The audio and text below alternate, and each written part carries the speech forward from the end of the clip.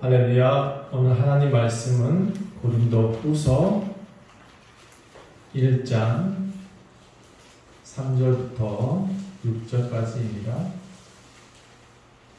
고린도후서 1장 3절부터 6절까지 말씀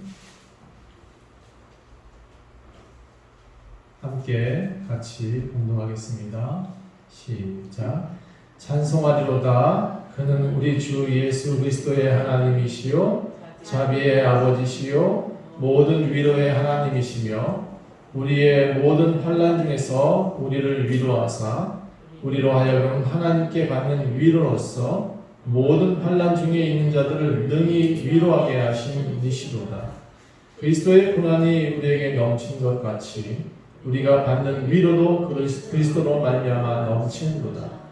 우리가 환난 당하는 것도 너희가 위로와 구원을 받게 하려는 것이요 우리가 위로를 받는 것도 너희가 위로를 받게 하려는 것이니 이 위로가 너희 속에 역사하여 우리가 받는 것 같은 고난을 너희도 견디게 하느니라.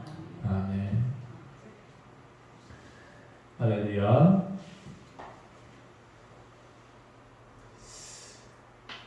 우리 교회는 참 특수한 분들만 오시는 것 같아요.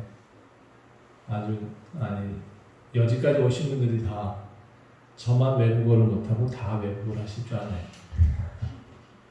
놀라운 일입니다.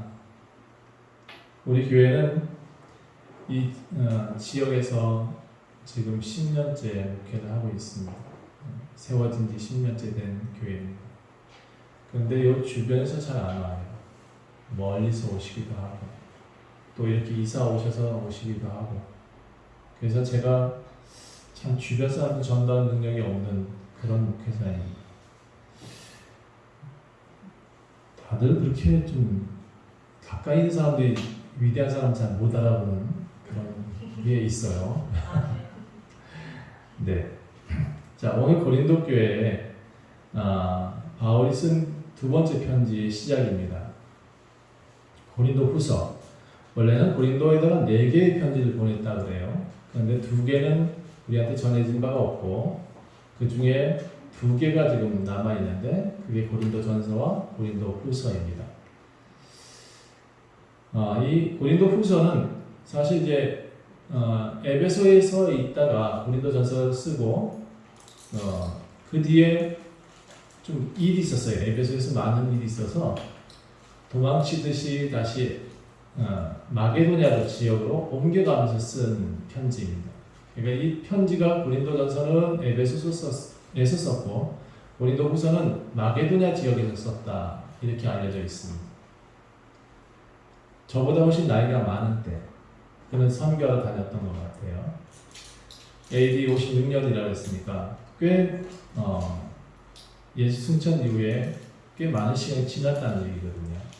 그리고 이제 바울이 불림 받을 때도 꽤 시간이 지난 뒤에 불림 받았고 이게 쓴 날도 그러니까 60일 좀 넘은 것 같아요. 바울 자체도 그런 시기에 이제 고린도 후서를 쓰면서 전달하기를 이 에베소서에 있었던 일들을 살짝 언급을 하는 게 지금 1장의 내용입니다. 자, 이 내용은 서로는 좀 개론적인 얘기를 했고 약간의 배경적인 얘기를 좀 드렸는데 그걸 다시 사도행전에 가서 다 그 배경을 다시 얘기하기 좀 시간이 길어지니까 여기에 짧게 요약된 내용들만 나중에 보기로 하고 일단 넘어가겠습니다. 여러분 사람은 실수하기 마련이죠. 완전한 사람이 없습니다. 만일 완전한 사람이 있다면 하나님이 필요 없을 것이고 예수 그리스도께서 십자가에 죽으시고 다시 살아나야 될 이유가 없으셨을 겁니다. 또 교회도 필요치 않았고 목회자도 필요치 않을 수 있어요. 완전한 사람이라. 이 말을 역으로 바꾸면 우리가 하나님 앞에 서기 위해서는 반드시 하나님이 필요하시고 필요하다. 그분 계신 분이니까 필요하다는 말 쓰면 좀 그래요. 반드시 하나님이 계시고 또 예수님의 십자가의 죽으심과 부활이 있어야 돼요. 우리가 하나님 앞에 설 수 있는 사람이 되려면 이런 얘기죠. 교회도 필요하고 목회도 필요한 이유는 우리가 하나님 앞에 온전하게 서기 위한 과정입니다. 이건 필요라고 말하기 좀 어렵습니다. 그분은 계시기 때문에. 그런데 사실 좀 안타깝게도 사람은 완전하지가 않아요. 아주 불완전해요. 어제 좋았다가 오늘 토라지는 게 사람들의 모습이에요. 믿음이 있다고 하는 사람도 이상하게 우리 좋을 땐 되게 좋은데 안 좋을 땐 되게 싫어. 가족 간에도 그런 게 있는 것 같아요. 또 특히나 믿음이 있다고 하는 사람들이지만 생명의 위기가 있을 때는 정말 하나님 이 믿음을 정말 우리가 지키기 쉽게 지켜나가지 못하는 것을 많이 봅니다. 그래서 제가 여러분한테 지금 말씀드리는 것은 오해는 하지 마십시오. 여러분한테 믿음이 없다고 말할 거거든요. 아니, 우리는 지금 가지고 있는 이 믿음만으로는 안 된다고 말하고 싶습니다. 우리가 가지고 있는 이 믿음만으로는 구원받을 수가 없어요. 예수가 없는 나의 온전한 믿음, 예수가 없는 나의 열심의 믿음, 예수가 없는 나의 그냥 교회에 나오는 믿음, 이 믿음 가지고는 교회 구원받을 수가 없어요. 예수 그리스도의 피가 우리한테 역사해야 되고 또 그의 보혈이 우리에게 닿아야 돼. 이미 우리는 여러분 예수님 믿고 구원을 받은 존재에 있는 것은 분명합니다. 우리를 구별하신 것은 분명합니다. 그런데 가끔 우리가 그것을 착각하고 우리가 그것을 잊어버릴 때가 많다는 것을 말씀드리고 있는 거고요. 우리는 이미 예수님 앞에서 거룩하고 구별된 존재로 인쳐진 존재입니다. 이 사건을 좀 여러분 이 얘기를 조금 이해시키기 위해서 여러분은 이미 예수의 피가 발라져 있는 사람이다라고 표현하고 싶고 이게 구약에 있는 내용들을 좀 보시면 구약의 출애굽기에 바로가 이스라엘 사람들을 보내지 않으려고 하니까 하나님이 10가지 재앙을 내리십니다. 그 중에 마지막 재앙이 장자들을 다 죽이는 사건입니다. 그 장자를 죽이는 사건 가운데 이스라엘 사람들한테는 모세를 통해서 문설주에다가 양의 피를 발라라. 그러면 너희 자녀들이 죽지 않는다라고 말을 했어요. 믿지 않는 사람, 듣지 않는 사람들은 이집트 사람들은 양의 피를 문에 바르지 않았습니다. 당연히 또 모세가 말을 안 해줬을 수 있겠지만 듣지 않는 사람들은 들리지 않는 것이 이 소식입니다. 이게 복음이죠. 양의 피를 바른 여러분들에게는 이미 이 유월절 같은 사건들이 일어납니다. 숨을 쉬는 것 사실 숨 쉬는 이 사람들은 자의적으로 이런 생명의 죽음을 넘어가기가 참 어렵습니다. 공통적으로 이 숨이 끊어지면 모든 사람들이 죽기 때문에 그렇죠. 그때도 어린 양의 피가 필요했고 그 표식이 있는 사람들은 하나님이 정하셨기 때문에 이집트의 모든 사람들은 다 죽었지만 이스라엘 사람들은 구원받아서 살아남을 수 있었다. 이게 원리입니다. 이게 원리. 예수 그리스도를 믿는 사람들의 피가 우리한테 왜 필요하냐? 우리가 그의 피가 없으면 우리는 죽음이 다가오는 똑같은 죽음 가운데 다 같이 쓰러질 수밖에 없는 존재라는 거죠. 예수의 피가 있는 사람들은 유월하게 됩니다. 그 유월이 부활이에요. 새로운 존재로 다시 날 수 있습니다. 예수 믿는 사람은 그리스도의 피로 인쳐진 사람입니다. 인쳐졌다는 것은 그리스도의 피가 우리의 몸에, 우리의 가슴에, 우리의 심리에 새겨져 있다는 얘기고요. 구별되어진다는 의미는 곧 예수 그리스도의 피로 믿는 자와 믿지 않는 자를 구별하시고 계신다는 겁니다. 이미. 그래서 우리는 그리스도의 피가 우리 속에 흐르고 있다는 사실을 꼭 믿어야 될 것입니다. 이 믿음이 우리를 구원한다라고 성경은 말하고 있는 것입니다. 여러분, 이 믿음이 있는 사람들은 세상의 유혹, 세상의 어려움, 이런 어려움들이 닥쳐질 때 이겨낼 수 있습니다. 다시 말해서 많은 환난이 온다 해도 죽음 가운데 고통이 온다 할지라도 우리가 예수를 부인할 수 없는 이유가 여기 있습니다. 십자가에 죽인다 그래도 난 예수님을 믿을 거야 하는 것은 우리가 다시 태어날 수 있는 존재임을 믿기 때문에 그렇습니다. 자, 이 믿음은 변하지 않는 것을 말하고 있습니다. 믿음은요, 사실은 믿음이라는 단어를 쓰기가 참 어렵습니다. 여러분은 나 믿음 있어라고 말하는 사람들은 참 용기가 대단한 거예요. 왜냐하면 이 믿음에는 이런 내용이 담겨 있거든요. 변하지 않는다. 믿음은 변하지 않습니다. 여러분 결혼 반지 왜 금반지라는지 아세요? 금반지는 금 색깔은 안 변하잖아요. 그렇죠? 변하지 않기 때문에 금으로 약속을 하는 겁니다. 자, 믿음은 또 신뢰를 말합니다.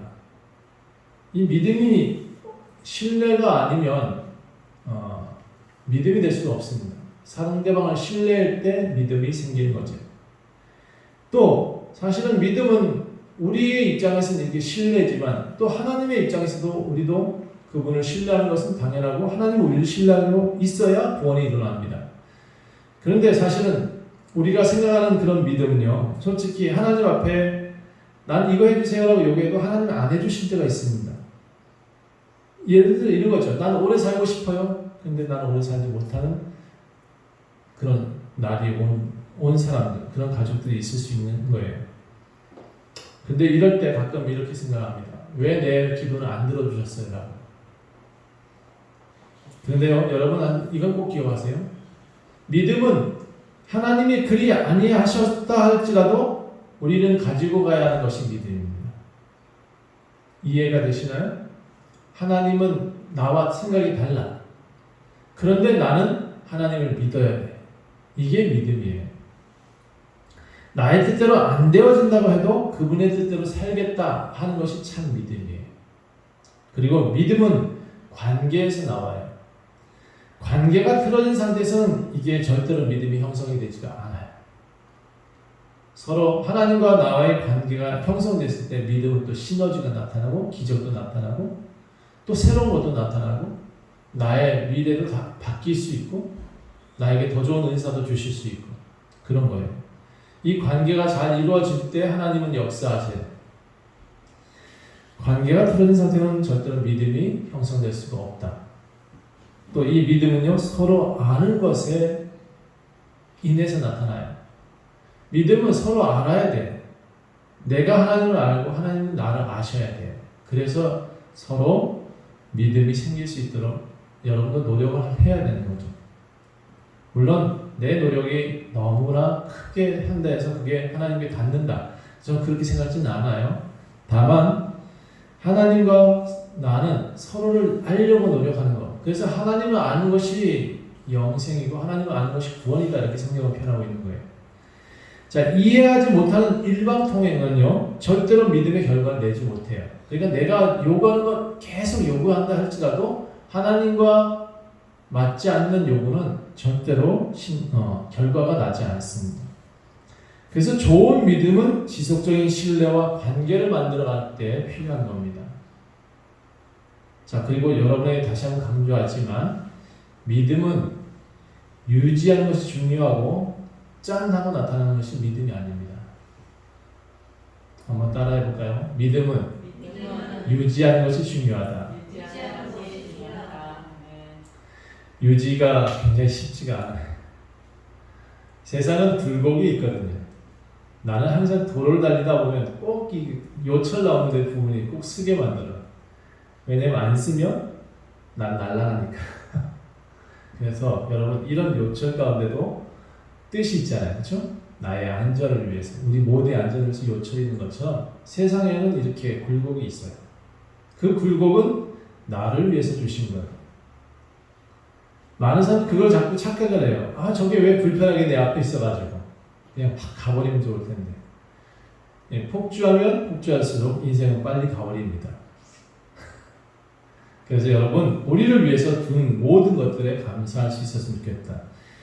그 요철이 오늘 말하고 있는 환난, 고난 이런 겁니다.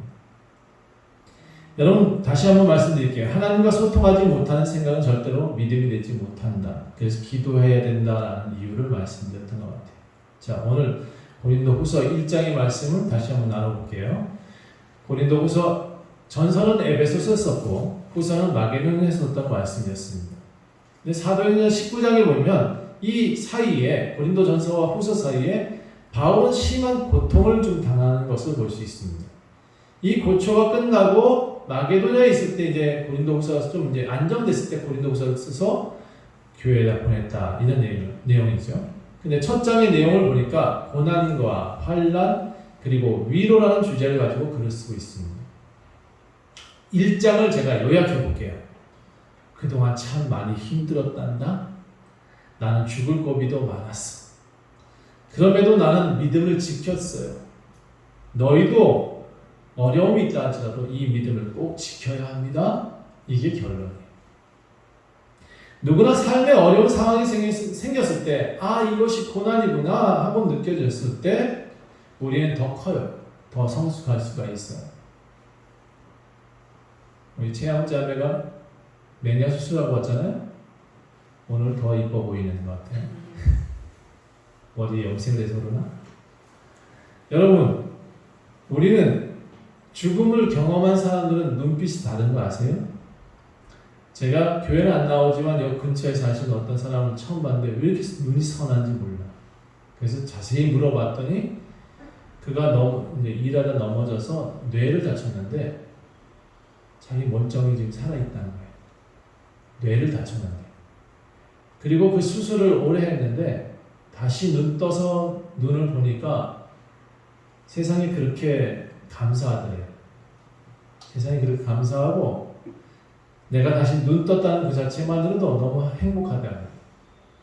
그리고 만나는 사람들마다 저를 처음 만났는데 꼭 형제처럼 반겨주더라고요. 요즘 교회 좀 나왔으면 좋겠는데. 저는 그런 사람들 교회 나오면 참 세상이 변할 것 같아요. 자, 근데 참 신기하죠? 안 나와. 안 나와서도 신기해. 그런데 그렇게 아름다운 눈빛을 가진 사람도 나오지 않더라는 게 좀 신기하다. 네, 어쨌든 죽음을 경험해 본 사람들은 사람이 변하더라는 것을 말씀드리고 싶고요.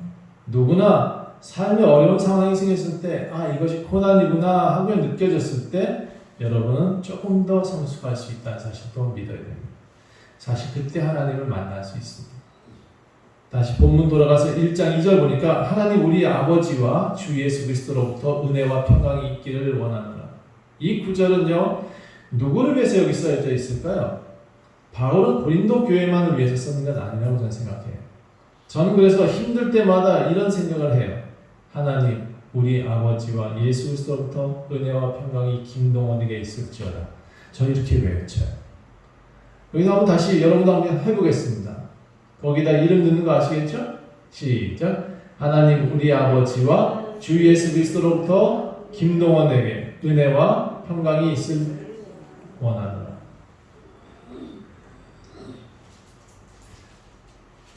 저를 따라서 김동원이라는 건 아니겠죠? 여러분, 여기 여러분이 지금 힘들고 고난이 있을 때마다 이 구절을 가지고 외쳐야 돼요. 하나님, 내 가정에, 내 삶 속에 은혜와 평강이 있기를 원합니다. 평안할 때는 이게 잘 안 되더라고요. 힘들고 어려울 때 이 구절들이 저한테 떠올라요. 이 성경에 쓰여진 모든 것은 여러분의 삶에 적용하라고 쓰여진 것입니다. 이 글의 목적은 여러분이 은혜와 평강이 있기를 원해서 쓰여진 것입니다. 여러분 중에 지금 고통하고 힘든 사람이 있을 것입니다.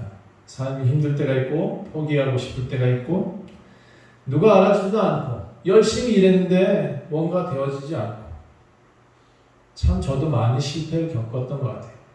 그 실패를 겪을 때마다 우리 하나님은 저한테 이렇게 말씀하십니다. 그래, 실패했어? 다시 일어나. 그래, 다시 할 수 있어. 이렇게 저한테 외쳐주셨습니다. 지금 너무 힘겨운 상황에 있으면 바울처럼 처신할 수 있으면 참 좋겠는데 이건 여러분한테 바울처럼 꼭 해야 된다는 건 당분은 아닙니다. 다만 바울은 이 고난을 겪고 난 뒤에 고린도후서 첫 장에다 이렇게 기록을 해요. 괜찮아요. 나 끄떡 없어요. 나는 심하게 환난당하고 고난이 넘쳐나다가 죽을 고비를 몇 번 넘기며 살아났지만 그래도 정말 힘들었지만 그때마다 나 하나님의 위로의 때문에 살아났으니까 괜찮아요. 이런 고난, 이런 고통 다 나만을 위해서 일어난 건 아니었던 것 같아요. 여러분, 이 글을 읽고 있는 여러분도 지금 이 위로를 받으시길 바래요. 이렇게 지금 쓰고 있는 거예요.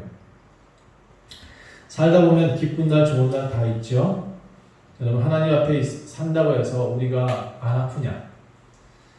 저는 우리 교회 성도들 이제 살펴보면 열에 7은 돌아가면서 아파. 그렇죠? 한두 사람만 안 아프고 또 시간이 지나면 그 안 아프던 세 사람도 나이가 드니까 아프다 그래요.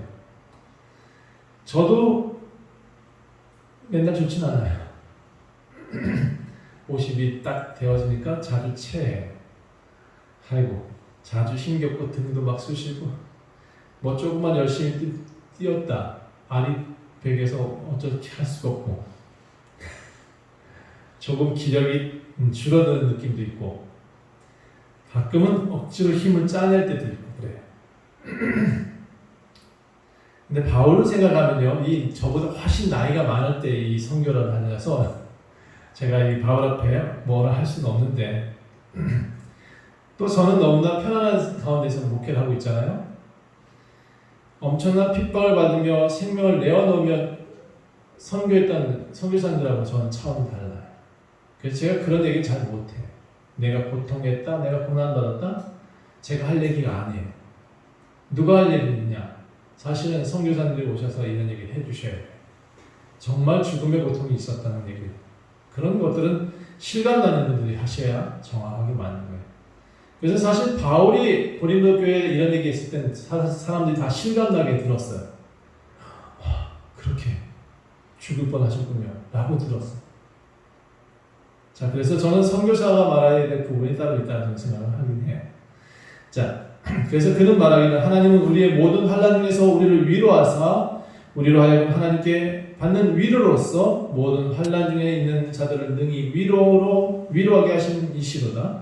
그리스도의 고난이 우리에게 넘친것 같이 우리가 받는 위로도 그리스도로 말미암아 넘친다.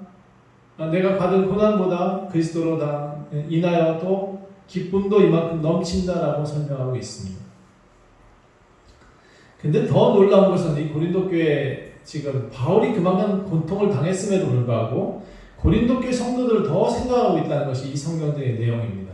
이해가 잘 안 되죠, 그렇죠? 나는 아픈데 남 아픈 걸 더 걱정하는 그런 차원인 거예요. 6절을 보시겠습니다. 우리가 환난당하는 것도 너희가 위로와 구원을 받게 하는 것이요 우리가 위로를 받는 것도 너희가 위로를 받게 하는 것이니 이 위로가 너희 속에서 역사하여서 우리가 받는 것 같은 고난을 너희도 견디게 한다. 자, 내가 받은 이 고난 모든 것도 다 너희를 위해서다 이렇게 얘기를 하고 있는 겁니다. 이 말은 곧 바울이 자신이 환난당한 것도 여러분의 위로와 구원을 위해서다. 좀 더 쉽게 표현하면 나의 고난은 여러분들을 위해 꼭 필요한 고난이었습니다 라고 표현하는 거예요. 사실 저는 이 바울의 고난을 경험해보지 않아서 잘 이해를 못해요. 제가 말을 해놓고도 다른 걸 말하잖아요. 그렇죠? 이 고난을 얘기하지 못하고 다른 것을 얘기해요. 내가 손가락에 가시 박혔던 것은 얘기할 수 있어요. 왜냐면 저도 손가락에서 가시가 박혀봤더니 온몸이 짜릿짜릿해요. 예, 그런 기분은 제가 전달할 수 있는데 나한테 이게 목에다가 목줄을 걸고 대롱대롱 매달려 본 적이 없어서 그런 극박함으로 설명을 못하겠어요. 근데 바울은요 이렇게 말하는 그것 자체도 고린도 교회에서는 소름이 돋았을 거예요. 자, 그래서 제가 또 이 고난을 제가 표현할 수 있는 방법에 가시가 아닌 좀 다른 걸 좀 설명해 보려고 해요. 저도 그런 고난을 좀 겪어오며 살았으니까. 저도 요철이 많았고, 저도 가다가 급브레이크도 밟아봤고, 사고도 날 뻔 해봤어요. 저 아주 어릴 때는 참 많이 힘들게 살았어요. 대학도 제가 새벽 신문 돌려가면서 새벽에 여기 교차가 유명하잖아요. 네. 네. 부천에서는 가로수가 유명하네요. 가로수 신문 돌려가면서 대학교 등록금 벌면서 그렇게 다녔어요.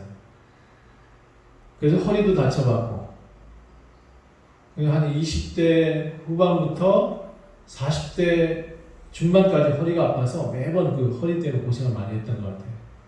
그래서 이게 수술도 해야 되나 막 그런 고민도 했던 것 같아요.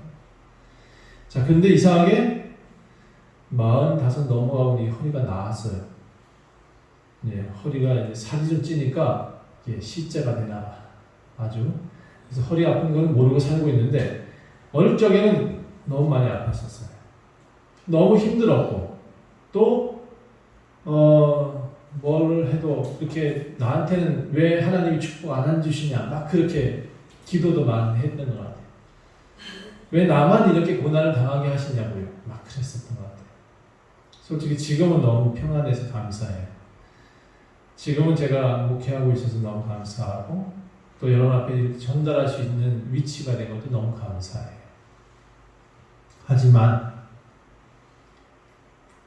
그런 어려운 가운데서 여러분 많은 사람들 만나면서 이해의 폭이 넓어졌습니다만 다시 제게 그런 고난 주신다면 저는 손들고 하나님께 무릎 꿇고 절대로 저에게는 그런 고난을 주시면 안 된다고 다시 요청할 거예요. 왜냐면 두렵거든, 힘들거든, 싫거든. 고난은 저도 싫습니다. 근데 사실 저희 고난 때문에 여기까지 왔어요. 이 고난 때문에 사실은 여기까지 와 있고 여러분한테 전할 수 있어요. 30대에 제가 인생에서 가장 큰 고통을 당하지 않았다면, 하나님께 손들고 1년 동안 외치고 성경 보지 않았다면 제가 여기서 여러분한테 전달할 수 없었어요. 여러분, 어떤 사람이 죽음을 경험하지 않았더라면 하나님 앞에 나오지 못하는 경우도 있어요. 아주 강한 사람들은, 제가 이거는 성경에 없는 얘기입니다만 어떤 부흥사가 그런 얘기를 해서 제가 기억하고 있었습니다. 어린 목동들은 이 양들이 막 뛰어다니는데 어떤 새끼 양이 너무 뛰어다녀서 자꾸 위험한 데로 간대요. 그러면 그 목동은 그 양을 옆에다 두기 위해서 다리를 똑 끈질른다는 거예요. 그리고는 싸매놓고 자기 옆에 두고 계속 쓰다듬는데 다시 뛰지 못한대요. 그리고 그 양 목자 옆에 딱 붙어서 항상 따라다닌다라고 얘기를 해요. 전 그 얘기를 들으면서 나의 얘기다라고 생각했어요. 아마 저는 목사가 안 됐으면 어제도 저희 아내가 그런 얘기를 한다고요. 아마 난리 났을 거예요. 천방지축이었을 거라고 얘기를 한다. 그래, 맞아요. 저의 얘기예요. 그래서 어릴 때 그렇게 많이 환난도 당했던 것 같아요. 그래도 하나님 다시 저한테 그런 환난은 싫습니다. 저는 이렇게 외치고 있을 것 같아요. 그렇지만 여러분, 이 환난을 얘기하면서 여러분한테도 환난이 없을 거다 저는 얘기를 못하겠어요. 바울은 자기가 환난당한 것을 짧게 이렇게 요약을 했어요. 8절부터 보시겠습니다. 형제들아, 우리가 아시아에서 당한 환난을 너희가 모르기를 원하지 아니하노니 힘에 겹도록 심한 고난을 당하고 살 소망까지 끊어졌다. 우리 자신이 사형 선고를 받은 줄 알았다. 이는 우리도 자기를 의지하지 말고 오직 죽은 자를 다시 살리시는 하나님만 의지하게 하시려고 그런 고난을 주셨다. 그가 이같이 큰 사망에서 우리를 건지셨고 또 건지실 것이며 또 이후에도 건지시기를 그에게 바라노라. 살 소망까지 끊어졌대요. 사망 선고도 받았대요. 그런 상태에서 바울은 하나님을 의지했다라고 말을 해요. 여러분, 자기의 생명, 여러분의 생명은 자기 스스로 연장하지 못합니다. 다시 말씀드려요. 여러분의 생명을 여러분 스스로는 연장할 수가 없어요. 누군가의 도움을 받든지 아니면 하나님의 기적이 일어나든지 그래야 여러분의 생명이 늘어나요. 내가 건강관리 잘해야지 그래서 생명이 연장될 수 있다. 전 그렇게 생각하지 않아요. 너무 열심히 살던 사람이 엊그제 교통사고 갔다는 소식을 제가 듣고요. 너무 운동 열심히 하던 사람들이 갑자기 암이 왔다는 얘기를 들려요. 저는 꽤 많이 들어요. 제가 한 8개월 정도 근대리에 있는 호스피스 병원에서 근무한 적이 있었어요. 목요일마다 가서 암 환자들한테 기도해주고 영접기도 시켰던 때가 있었어요. 그런데 8개월 만에 그 호스피스 병원이 문을 닫았어요. 병원이라는 게 아니라 그 병동 자체가 호스피스 병동인데 그 병동의 문을 닫았어요. 그리고 중증 외상 환자들만 받겠다라고 하고 병원을 용도 변경을 해버렸어. 왜 그러냐? 원래 딱 2달인가 살아야 되거든요. 많이 살면 기억이 이제 좀 안 나네. 2주인가 2달인가 그래요. 어쨌든 정부에서 무상으로 대주는 기간이 있어요. 근데 편안하게 있다가 돌아가시려고 마약 주사제도 엄청나게 투여를 하거든요. 근데 그 사람들이 진통제를 맞고도 눈이 말똥말똥해져요. 죽기 전에는. 근데 제가 와서 기도했는데 이 사람들이 안 죽네. 안 죽어. 사람들이 자꾸 죽어야 되는데 매번 장례가 치러져야 옆에 장례식도 될 텐데 목사님이 오고 가면 이 사람들이 막 살았다고 막 동무 뛰고 난리가 난다는 거예요. 그 침대에 와서 눈을 뜨고 목사님 기도해줘서 안 아프다고 막 그런 얘기도 하고 그런 거예요. 어떤 사람들은 제가 오는 날 기다리다가 결국 집으로 돌아갔어요. 그 문 닫는 날 문 닫으니까 집에 갔다는 얘기 들렸어요. 저는 이해가 안 됐었어요.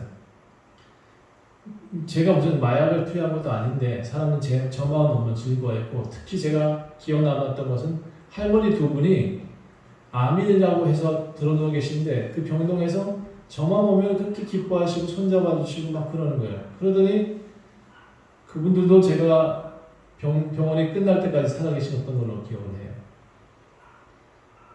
저는 이게 그들한테 신앙이 들어갔기 때문에 좀 달라졌다고 생각되는 계기일 수 없던 것 같아요.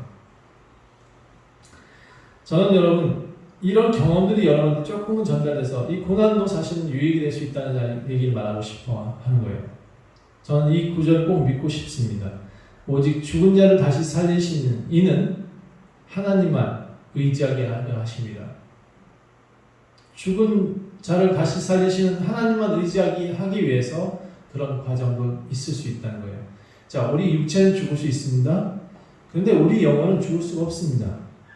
우리 영혼이 구원받을 수 있는 방법은 예수 그리스도를 영접하는 방법밖에 없습니다. 그가 이같이 큰 사망에서 우리를 건지셨고 또 건지실 것이며 이후에도 건지시기를 원하노라. 바울이 경험했던 그 고난 가운데 사망 가운데 있었던 죽을 뻔했던 그 경험들이 또다시 하나님이 우리를 건지신다라는 믿음으로 바뀌어 있습니다. 생명은 죽게 있습니다. 부활을 말하면서 고린도전서 15장에서 바울이 이렇게 말합니다. 사망아 너의 승리가 어디 있겠느냐? 사망아 내가 쏘는 것이 뭐냐? 사망이 쏘는 것은 죄요 죄의 권능은 율법이다. 우리 주 예수 그리스도로 말미암아 우리에게 승리를 주시는 하나님께 감사한다. 그러므로 내 사랑하는 형제들아 견실하고 흔들리지 말아라. 항상 주의 일에 힘쓰는 자들이 되어라. 너희 수고는 주 안에서 절대로 헛되지 않다. 여러분 선교 나가서 힘드셨죠? 헛되지 않은 거예요. 여러분이 지금 고통 당하고 힘들었죠? 여러분 이후의 삶이 헛되지 않은 거예요. 하나님은 여러분한테 고통을 당하고 힘들게 했다는 이 과정 속에서 이 요철 가운데 죽지 않아요. 요철 지나고 나면 또 살 수 있어요. 평탄한 길이 또 나와요. 저는 그래서 그 요철을 세게 달리지 않아요. 천천히 달려요. 여러분 믿음을 가진 사람들이 믿음이 가진 사람들만이 생명을 좀 연장해 달라는 기대가 있을 수 있을 것 같아요. 육체의 죽음 이후에도 영원한 생명을 우리는 기억할 수가 있어요. 그리스도인들은 고난을 통해서 축복을 경험하고 하나님의 인재를 경험하게 됩니다. 아이들이 잘 놀 때는 엄마가 필요 없어요. 근데 넘어졌을 때 엄마의 손길과 위로가 필요해요. 넘어진 아이를 일으켜주고 손을 털어주고 우는 아이의 위로해주는 엄마의 손길은요, 이 아이가 벌떡 일어나서 다시 뛰게 만듭니다. 다시 용기 있게 만들고 또 그 아픔을 잊게 만들어주는 겁니다. 여러분도 아이들과 같습니다. 평상시에는 하나님 아버지 잘 안 찾죠? 나만 안 찾는 것처럼 들리잖아. 평상시에는 하나님 아버지 안 찾잖아요. 그렇죠? 근데 넘어지고 고통할 때 하나님은 나타나세요. 울고 있는 아이에게 부모는 눈물을 닦아주세요. 우리 하나님도 지금 고통하고 있는 이때에 여러분의 눈물을 닦아주실 것입니다. 그래서 하나님은 언제나 우리에게 예스예요. 성경은 그렇게 표현하고 있어요. 바울은 이 뒤에 내용이 그 얘기예요. 우리 하나님은 그래서 예스예요. 우리 그래서 예스 하나님이 필요한 거예요. 라고 기록되어 있어요. 그런즉 하나님의 약속은 얼마든지 그리스도 안에서 예가 된다. 그러므로 그로 말미암아 우리가 아멘하여 하나님께 영광을 돌릴 것이다. 우리를 너희와 함께 그리스도 안에서 굳건하게 하시고 우리에게 기름을 부으시는 하나님이시니 그가 또한 우리에게 인치시고 보증으로 우리 마음에 성령을 주시옵느니라. 힘들고 고통하는 사람들이 많은 요즘 삶의 희망이 끊어져가는 사람들이 많습니다.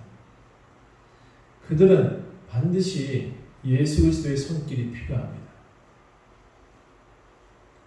하나님은 넘어진 사람들에게 더 필요해요. 그들이 지금 위로를 받고 싶어하는 고통의 소리를 우리는 들을 수 있어야 됩니다. 그들에게 삶의 용기가 되는 목소리가 되어 주십시오. 여러분이 오늘 들었으니까 여러분이 목소리가 되어 주세요. 주변에 지금 하루에도 어마어마한 사람들이 자살로 죽습니다. 삶의 용기가 끊어져서 죽어가는 사람들 다 그거 사실 저의 책임이고 여러분 책임이에요. 저는 여러분한테 교회 안에 있는 공동체만 바라보라고 하고 싶지는 않습니다. 아주 한정적이에요. 교회 안에서는. 여러분의 이웃들이 지금 죽어가는 이유는 여러분이 진짜 예수님을 못 만났거나 예수님의 소식을 전하지 않았거나 여러분이 진짜 예수님을 알았다면 여러분이 가만히 있을 수 없거든요. 그들을 한테 다가서서 밥을 먹여서라도 살려내야죠.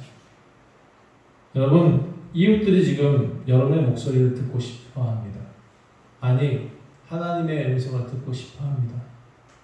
지금 살 용기가 없는 사람한테 통로가 되어 주십시오.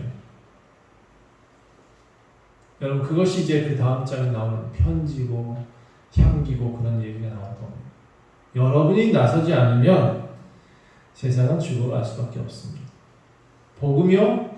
교회 나오게 하는 거 복음 아닙니다. 복음은 그리스도로 인해서 여러분 주변 사람이 살게 만드는 것이 복음이에요. 하나님의 위로의 손길이 전달되어지기를 원해요. 저는 그래서 그런 시스템들을 자꾸 만들려고 노력하고 삽니다. 여러분, 그들을 살리는 귀한 손길이 되어주시기 바라고, 여러분에게 닥쳐지는 이 고난도 그들을 위해서 닥쳐진 것이라는 것을 꼭 기억하고, 혹시 그런 고통을 당하고 있는 사람들, 이제 교회에 나올 때가 됐다라고 생각되어지고, 그들을 위해서 이끌고 하나님 말씀 전하고 기도해주는 여러분이 다 되시기를 간절히 축원합니다. 기도하겠습니다.